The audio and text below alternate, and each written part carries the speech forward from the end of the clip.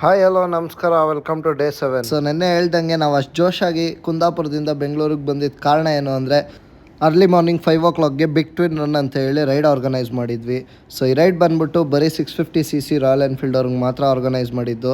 Road ಮೇಲೆ 30+650s ನೋಡೋದಕ್ಕೆ ಎಂಥ ಮಜಾ ಇತ್ತು ಅಂದರೆ ಆ ಥರ ಇತ್ತು. ಹಾಗೆ ಮಜಾ ಮಾಡ್ಕೊಂಡು ಬಂಡೀಪುರ ಫಾರೆಸ್ಟ್ ಒಳಗೆ ಎಂಟ್ರಿ ಕೊಟ್ವಿ. ಅದೃಷ್ಟ ಸಿಗತ್ತೆ ಅಂದ್ಕೊಂಡ್ರೆ ಯಾವ ಪ್ರಾಣಿನೂ ಕಾಣಿಸಿಲ್ಲ. ಏನೂ ಮಾಡೋಕ್ಕಾಗಲ್ಲ ಅಂತ ಹೇಳಿ ರೆಸಾರ್ಟಿಗೆ ಚೆಕ್-ಇನ್ ಆಗಿದ್ದ ಕೂಡಲೇ ಒಂದು ವೆಲ್ಕಮ್ ಡ್ರಿಂಕ್ ಕೊಟ್ಟು ಆಮೇಲೆ ಫ್ರೆಶ್ ಅಪ್ ಆಗಿ ಊಟಕ್ಕೆ ಬಂದು ಊಟ ಮಾಡಿ ಒಳ್ಳೆ ವ್ಯೂ ಪಾಯಿಂಟ್ ನೋಡೋಕ್ಕೆ ಅಂತ ಹೇಳಿ ಫಸ್ಟೇ ಪ್ಲ್ಯಾನ್ ಮಾಡಿರೋವಂಥ ವ್ಯೂ ಪಾಯಿಂಟ್ಗೆ ಹೋದ್ವಿ.